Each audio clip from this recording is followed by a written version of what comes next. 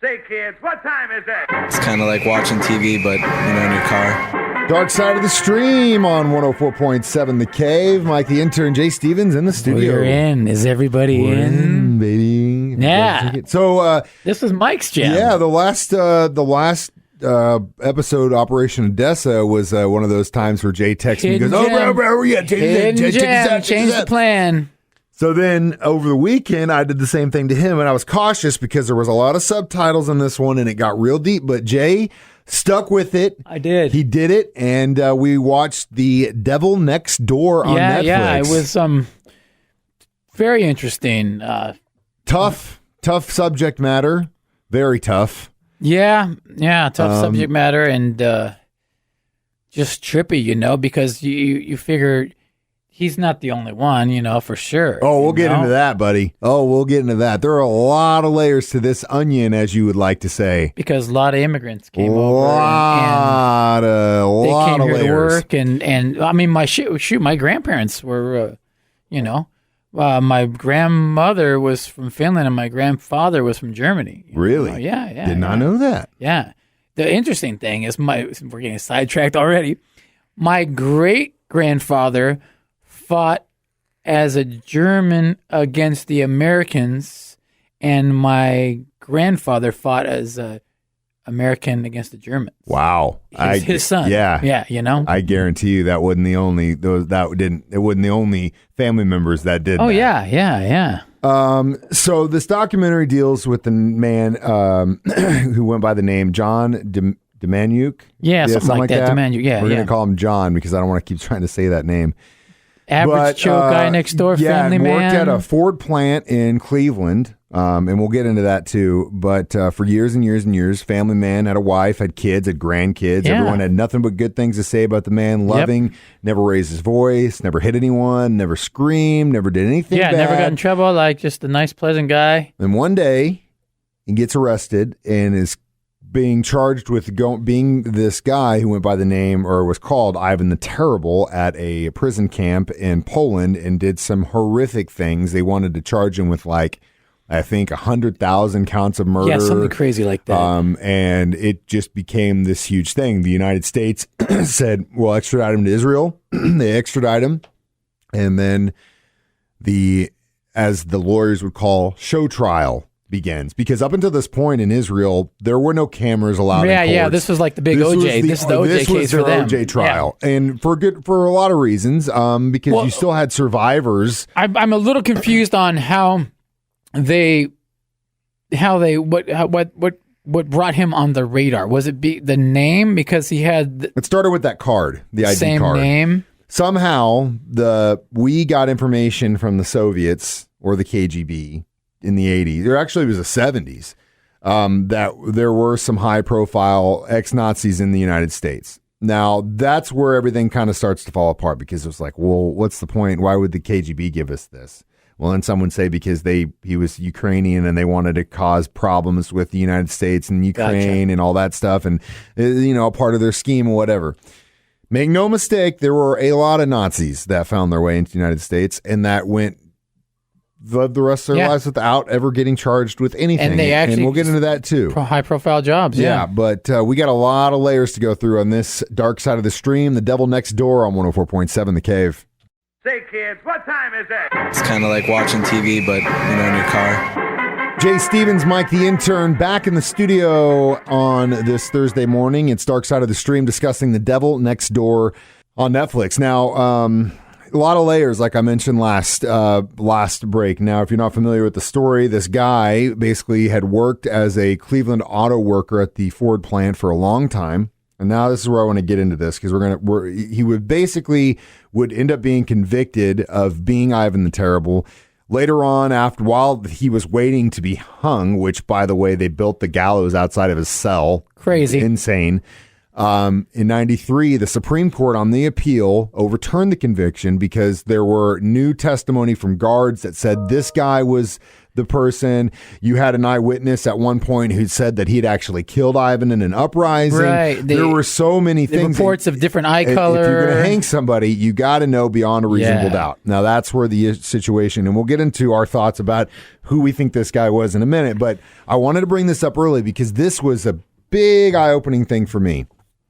After all the court stuff is, by the way, if I'm ever in trouble for anything, I want you to go after that Israel attorney, the dude from Israel. He was that's who I want as my guy. Man. He was that's who it. I want as my guy. I told my wife while we were watching, I was like, if I ever go down for something, she's like, you'd never. I was like, I know, but if I'm in the wrong place, this hopefully is my he's guy. listening. Hopefully he's listening right now to the show. Whatever your name is, dude, you're my attorney. I'll figure that out later. So when they interviewed John's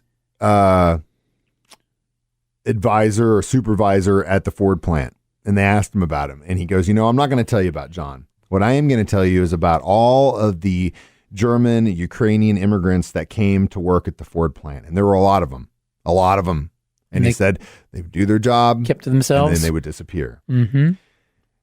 It is a fact that the United States let in a lot of ex-Nazis, and hell, one of them helped us get to the moon. Yeah. I mean, he went from designing rockets that were bombing England to designing rockets that we could get to the moon first. Yeah, okay? our whole space program. Yeah, there was a lot of high-profile scientists and ex-people, and there were a lot, and which leads me to believe that there were a lot more than we actually let on, based on what that supervisor said.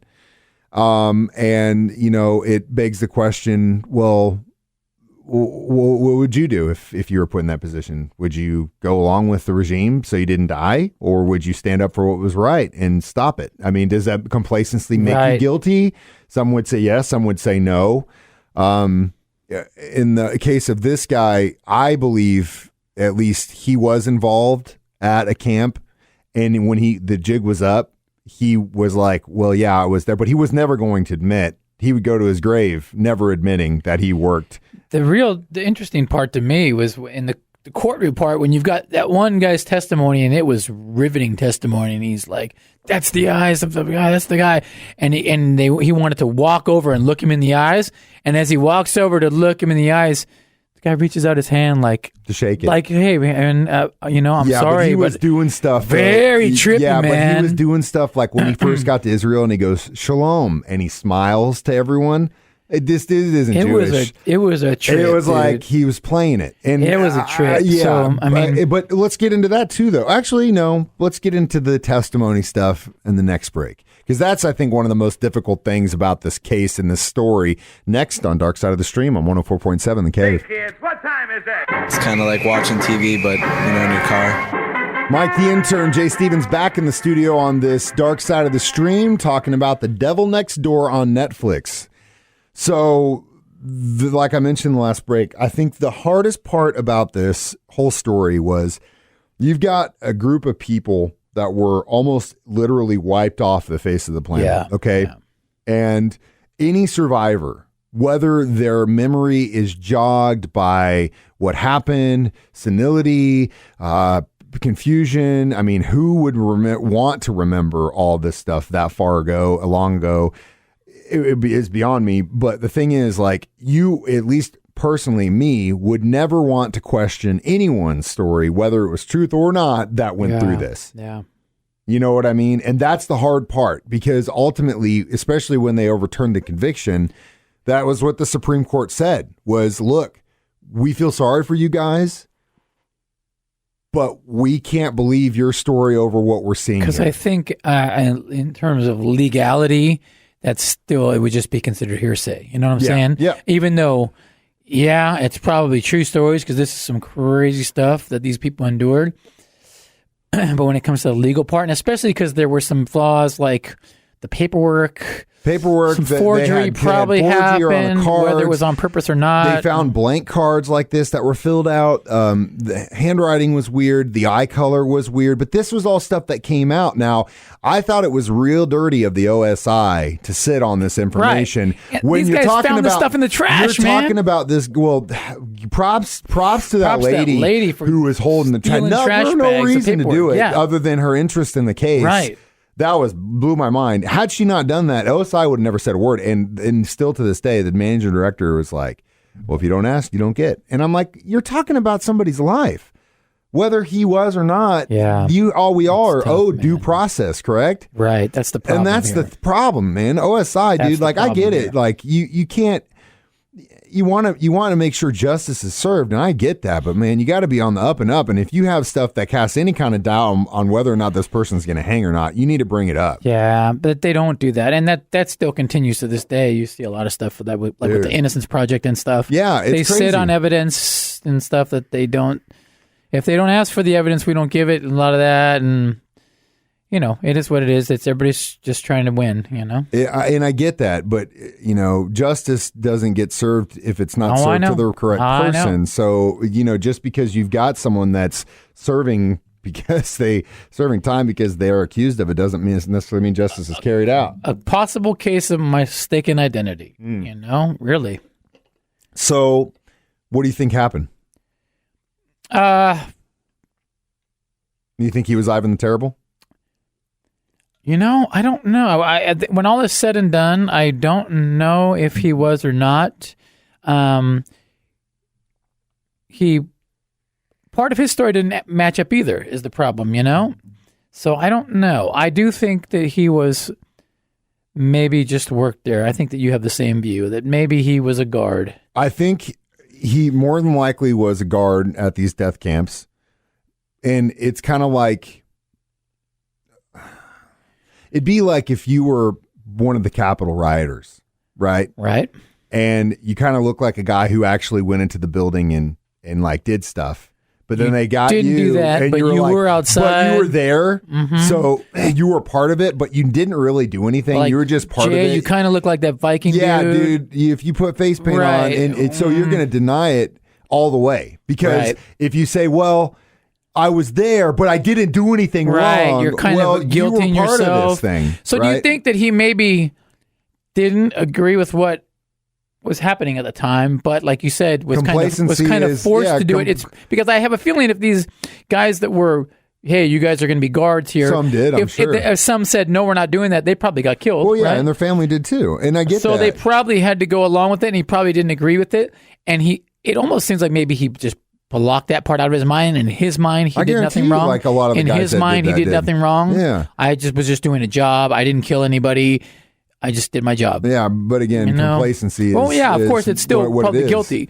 But I just think maybe that's possibly what he did. And the thing is, like I said, I'm kind of under the impression that it's like the same thing. It's like, hey, why would you ever admit, if you were admitting the jig is up, and they're going to say, well, he didn't say about this, so how could he not be? You know what I mean? So if you cast any kind of doubt on your story, which you're right, his story changed all the time. Yeah, it's like the Shaggy commercial. It wasn't me. It that's wasn't the me. problem. God, there's so many layers to this story. It wasn't me.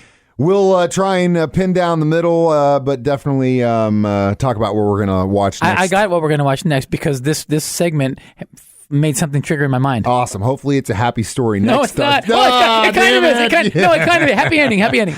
I don't know if I want to talk about happy endings with Jay.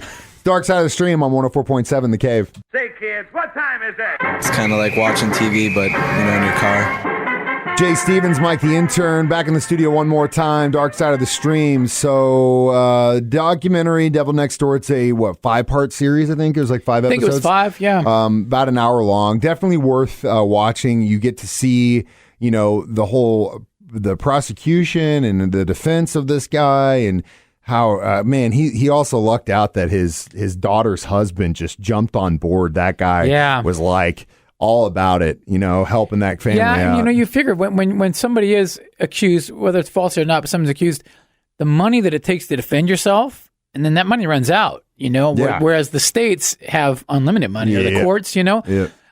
So it's gnarly uphill battle, man. You know? Especially if you've just been accused and you're just like a regular old Right. Joe, wrong time, wrong place, wrong time. Now, we're not saying that about this guy, but definitely. And so then it gets even muddier if you were maybe there, you know, and you have the same name. Or it's like, you were then in it's that like part. not so crazy as, no, I wasn't there. It's like, well, you were definitely somewhere out there, you know? So it's very, make your own decisions. Watch it and see what you think. Yeah. It makes you question everything. It definitely was a history lesson. I don't want to. It'll make you look around at the old neighbors down the street who kind of keep to themselves. You're like, well, wait a minute. That goes back to what we were saying about what the Ford plant guy said, that he had all these workers that would just kind of work and disappear.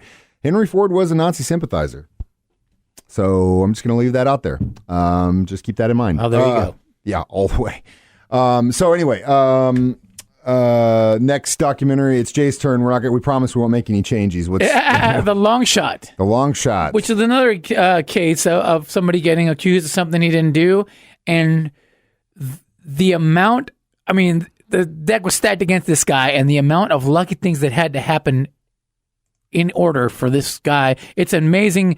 It's like, again, if it was a written story, you'd go, come on, man, there's no possible way this would happen in real life. It's really and crazy. Really happened.